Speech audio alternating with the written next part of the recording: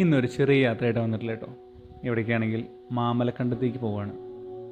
ഇത് ഒട്ടും തന്നെ എക്സ്പെക്റ്റ് ചെയ്യാത്തൊരു യാത്രയായിരുന്നു. ഒരു ഉച്ചയായപ്പോഴാണ് വീട്ടിൽ നിന്ന് ഇറങ്ങിയത്. ഇറങ്ങുമ്പോൾ തീരെ മഴയൊന്നും ഉണ്ടായിരുന്നില്ല. അവിടുന്ന് കുറച്ച് ദൂരം ചെന്നു. ചാലക്കുടിയൊക്കെ എത്തിയപ്പോഴേക്കും മഴ നന്നായി സ്റ്റാർട്ട് ചെയ്തു. അവിടുന്ന് നമ്മൾ അങ്കമാലിയിൽ നിന്ന് ലെഫ്റ്റ് തിരിഞ്ഞു. പെരുമ്പാവൂരൊക്കെ വഴിക്കാണ് പോണത്. അവിടെയൊക്കെ ഇതുപോലെ അത്യാവശ്യം നല്ല മഴയായിരുന്നു കേട്ടോ. നേരത്തെ പറഞ്ഞല്ലോ ഒരു പ്ലാനും ഉണ്ടായിരുന്നില്ല എന്ന്. ഉച്ചയ്ക്ക് ഭക്ഷണം കഴിക്കാൻ വേണ്ടി പുറത്തേക്ക് ഇറങ്ങിയതാണ്. അപ്പോഴാണ് ഒരാഗ്രഹം തോന്നിയത്. ഈ ക്ലൈമറ്റും കാര്യങ്ങളൊക്കെ കണ്ടപ്പോൾ ഒരാഗ്രഹം തോന്നി, നേരെ മാമലക്കണ്ടം പിടിച്ചാലോ എന്ന്. അങ്ങനെയാണ് ഇപ്പോൾ ഈ ട്രിപ്പ് ഉണ്ടായത്. ഇങ്ങനെ നമ്മൾ ടൗണിൻ്റെ ഇതൊക്കെ വിട്ട് മെല്ലെ കാട്ടിലേക്ക് കയറി തുടങ്ങി. മാമലക്കണ്ടത്തെക്കുറിച്ച് പറയുകയാണെങ്കിൽ അത്ര വലിയൊരു സ്ഥലമായിട്ടൊന്നും എനിക്ക് തോന്നിയില്ല കേട്ടോ. പക്ഷെ പോകുന്ന വഴിക്കാണ് നമ്മൾ തട്ടേക്കാട് ബോട്ടപകടം നടന്ന സ്ഥലം, പിന്നെ തട്ടേക്കാട് ബേർഡ് സാനിച്വറി, അതൊക്കെ ഈ പോകുന്ന വഴിക്ക് തന്നെ കേട്ടോ. അവിടെ എപ്പോഴും ഞങ്ങൾ കയറിയില്ല. മാമലക്കണ്ടമൊക്കെ എത്തുന്നതിനേക്കാളും ഒരു 15 കിലോമീറ്റർ മുന്നേ തന്നെ നമ്മൾ ഒരുപാട് മലനിരകളും കാര്യങ്ങളൊക്കെ കണ്ടു തുടങ്ങി. മാമലക്കണ്ടത്തേക്ക് ടൂറിസ്റ്റിനെ ആകർഷിക്കുന്ന ഒരേ ഒരു സാധനം ആ സ്കൂളിൻ്റെ ബാക്കിലെ വാട്ടർഫോൾസും ആ സ്കൂളുമാണ്. അതുകൂടാതെ അവിടെ ഒരുപാട് ട്രക്കിംഗ് പ്രോഗ്രാംസും അങ്ങനത്തെ ഒരുപാട് ആക്ടിവിറ്റീസ് ഉണ്ട് കേട്ടോ.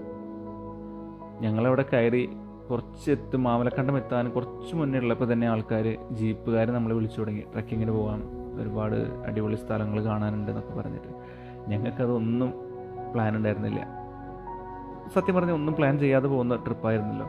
അതുകൊണ്ട് തന്നെ വേറെ യാതൊരുവിധ പ്ലാനുകളും ഉണ്ടായിരുന്നില്ല. അപ്പോൾ നേരെ ആ സ്കൂളിൻ്റെ അവിടെ പോകുക എന്നുള്ളതാണ് മെയിൻ കാര്യം.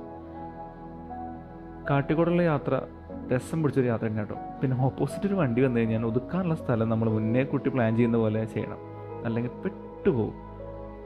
ഇപ്പോൾ ഈ പോകുന്ന വഴിക്ക് ഒരു ചെറിയൊരു വ്യൂ പോയിന്റ് പോലെ ഉണ്ട് കേട്ടോ.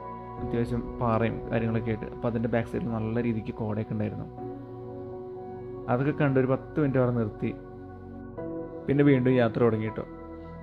അങ്ങനെ ലാസ്റ്റ് നമ്മൾ ഈ പറയുന്ന മാമലക്കണ്ടം സ്കൂളിൻ്റെ ഫ്രണ്ടിലെത്തി. ഞാൻ വിചാരിച്ച പോലെയൊന്നും അല്ലായിരുന്നു കേട്ടോ. ബാക്കിലെ വാട്ടർഫോൾസിൻ്റെ നല്ല കുറവുണ്ട്, വെള്ളം വളരെ കുറവാണ്. അതുകൊണ്ടൊക്കെ ആയിരിക്കണം ഞാൻ വിചാരിച്ച ബ്യൂട്ടി കിട്ടാൻ. പിന്നെ അത്യാവശ്യം നല്ല കോടമഞ്ഞുണ്ട് കേട്ടോ മുകളിൽ. അതും ഭയങ്കര രസമായിട്ട് തോന്നിയിരുന്നു. പിന്നെ സൺഡേ ആയതുകൊണ്ട് സ്കൂളൊക്കെ മുടക്കാണ്. പിന്നെ അവിടെ ചെറിയ 1-2 ചായക്കടകളും അങ്ങനെ കുറച്ച് സ്നാക്സും കാര്യങ്ങളൊക്കെ കിട്ടുന്നൊരു കടകളൊക്കെ ഉണ്ട്. അവിടെ നിന്ന് നല്ലൊരു ചായയും ചൂട് മുട്ട ബജിയും മുളക് ബജിയൊക്കെ കഴിച്ചു. ആ സ്കൂളിൻ്റെ ഗേറ്റിൻ്റെ അവിടെ പോയി കുറേ ഫോട്ടോസും വീഡിയോസൊക്കെ എടുത്ത് കുറച്ച് നേരം അവിടെ ചുറ്റിപ്പറ്റി നിന്ന്.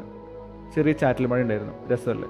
പിന്നെ അവിടെ നിന്ന് മെല്ലെ നമ്മൾ വണ്ടിയെടുത്ത് തിരിച്ചു വരുമ്പോഴേ പറഞ്ഞ പോലെ തന്നെ സെയിം കാട്ടിലൂടെ സെയിം വഴി തന്നെയാണ്. അവിടുന്ന് മൂന്നാറിലേക്ക് പോകാനുള്ള നല്ല അടിപൊളിയൊരു വഴിയുണ്ട് കേട്ടോ. എന്നാലും അവിടേക്കൊന്നും പോയില്ല. ഇന്ന പോലെയല്ല കേട്ടോ തിരിച്ചു വരുമ്പോൾ ഉണ്ടായിരുന്നത്. നല്ല മഴയ്ക്ക് പെയ്തുകൊണ്ട് ചെറിയ ചെറിയ വെള്ളച്ചാട്ടങ്ങളും കാര്യങ്ങളൊക്കെ ആയിട്ട് ഇങ്ങനെ കാടൊന്നും കൂടി അടിപൊളി. ഇതേപോലെ തന്നെ ഓപ്പോസിറ്റ് വണ്ടികൾ വന്നു കഴിഞ്ഞാൽ നല്ല ബുദ്ധിമുട്ട് തന്നെയാണ്. അങ്ങനെ മെല്ലെ ഞങ്ങൾ തിരിച്ച് വീട്ടിലേക്ക് പോരാണ്. ഇതൊരു ചെറിയ വീഡിയോ ആയിരുന്നു. വേറൊരു വീഡിയോ ആയിട്ട് വീണ്ടും വരാം. ബൈ.